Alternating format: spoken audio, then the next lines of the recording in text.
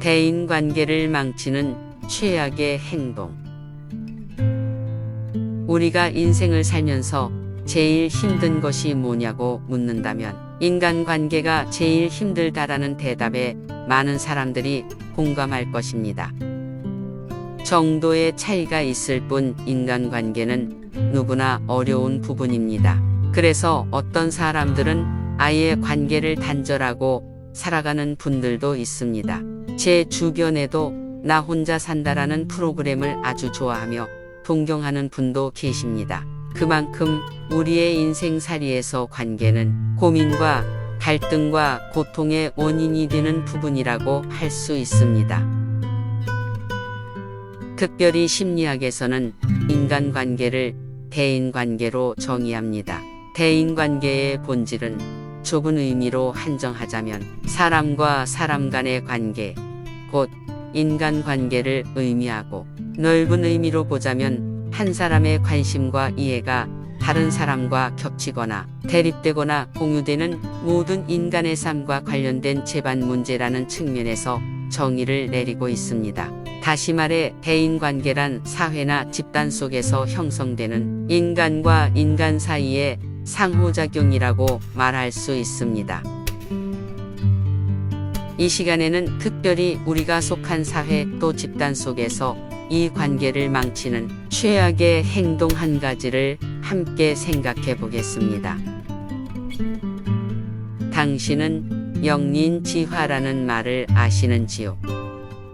이것은 용이란 동물이 원래 본성이 착하기에 잘 길들이기만 하면 그 등을 타고 다닐 수 있을 정도로 온순하지만 목 부분에 거꾸로 자란 한자 길이의 비늘이 있는데 그것을 건드리는 순간 그 용은 사람을 죽여버린다는 고사에서 유래된 말입니다. 비단 이 용뿐만 아니라 어떤 사람이라도 누구나 영린 하나쯤은 갖고 있지 않습니까? 이 영린을 콤플렉스라고 말할 수 있을 것입니다. 사람은 누구나 콤플렉스를 갖고 살아갑니다. 어떤 사람은 학벌이 콤플렉스일 수 있고 또 어떤 사람은 외모가 콤플렉스이기도 합니다. 또 어떤 사람은 자식이 영린이 되기도 하고 자신의 인생에 씻을 수 없는 과거의 실수가 영린으로 자리할 수도 있는 것이지요. 당신의 영린은 무엇입니까? 그것은 태어날 때부터 타고난 것일 수도 있고 살아가면서 생긴 것일 수도 있습니다. 정도의 차이가 있을 뿐 누구나 이 영린을 가지고 있습니다. 우리가 인생을 살아가면서 학교를 가고 직장을 다니고 모임에 참가하면서 자연스럽게 사람을 알게 되고 사귀게 되면서 우리는 어렵지 않게 그 사람의 영린이 무엇인지 짐작하게 됩니다. 키가 작은 것, 눈이 작은 것, 아직 결혼을 못한 것, 노래를 못하는 것, 탈모가 많이 진행된 것 등등 그 어떤 것이 누군가에게는 영린이 될 수 있는 것이지요. 사람들은 할 수만 있다면 자신이 갖고 있는 영린을 숨기려고 노력합니다. 그런데 문제는 타인의 영린을 아무렇지 않게 건드리는 사람들이 있다는 것입니다. 자신은 농담이라고 생각하고 던진 말인데 듣는 사람에게는 비수가 되어 심장에 박히는 경우가 얼마나 많은지 모른다는 것입니다. 비록 겉으로는 태연하게 웃어 넘길 수 있지만 그 사람에게 평생 지울 수 없는 고통의 기억이 될 수 있는 것이지요.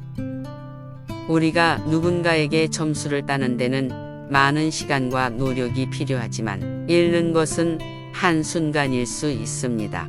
대인관계에 있어서는 점수를 따는 것보다 점수를 잃지 않는 것이 훨씬 더 중요한 것임을 기억해야 합니다.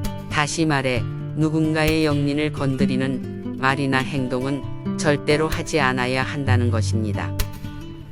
그렇다면 우리는 자연스럽게 인간관계가 좋은 사람들, 어디를 가든지 호감과 환영을 받는 사람들의 공통점이 무엇인지를 짐작할 수 있습니다.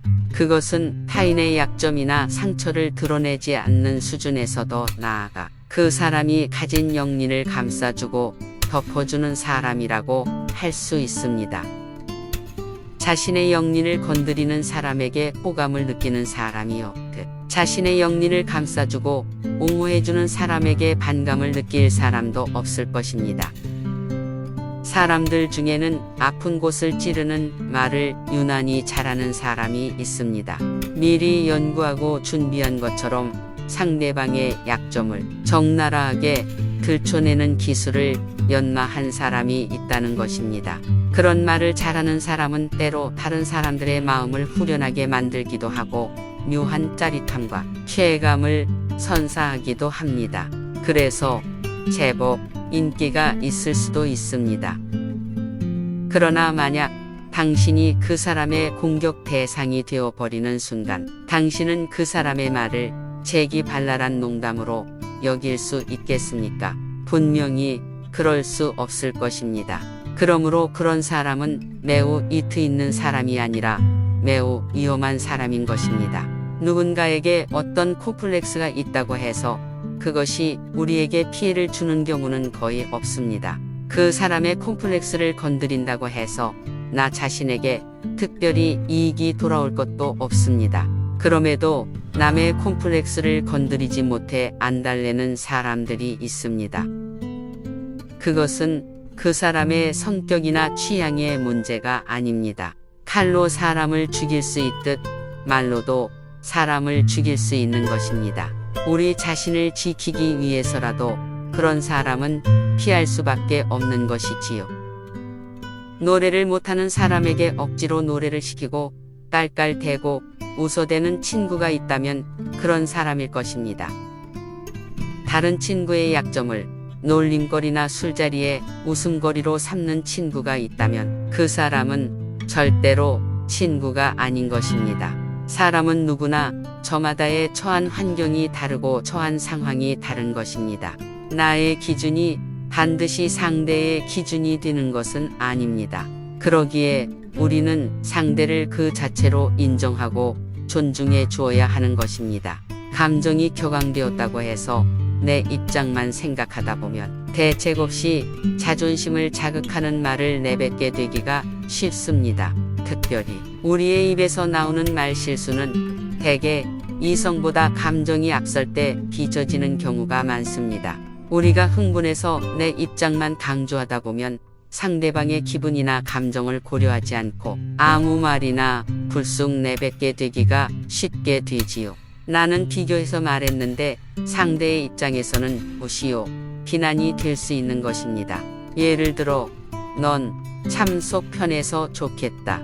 이 말이 나의 입장에서는 너는 어떤 외부의 비난에도 꿋꿋하게 너의 자존감을 잘 지켜내는구나 라는 좋은 뜻으로 한 말이 상대가 듣기에는 정반대로 상황과 분위기 또 상대의 고통이나 힘든 것을 이해하지 못하는 꼰대나 이기적인 사람이로구나 라는 식으로 해석할 수도 있다는 것이지요. 말하는 사람의 의도와 관계없이 상대방은 지금 이 사람이 나에게 무슨 뜻이 담긴 말을 한 것으로 다르게 혹은 확대해서 해석하기도 합니다. 그러면 방어기제가 발동되고 감정은 순식간에 상대방을 적으로 분류해버리게 되는 것입니다. 말에는 적정 온도가 있다는 말을 들어보셨을 것입니다. 지나치게 차가운 말은 분위기를 순식간에 얼려버리고 지나치게 뜨거운 말은 무르익은 분위기를 녹여버릴 수 있다는 뜻입니다. 적정 온도의 분위기와 대화를 이끌어내는 사람은 대인관계에서 성공하게 될 것입니다. 벌은 꽃을 해치지 않고 꿀을 딴다고 합니다. 또 벌이 꿀을 딴 자리에는 열매가 맺힌다고 합니다. 인생 길 위에서 당신을 만난 그 누군가가 당신을 만남으로 인해 자신의 삶의 자리에서 열매가 맺힐 수 있도록 당신이 벌과 같이 유익한 존재가 되시길 바랍니다. 당신의 멋진 인생을 응원합니다.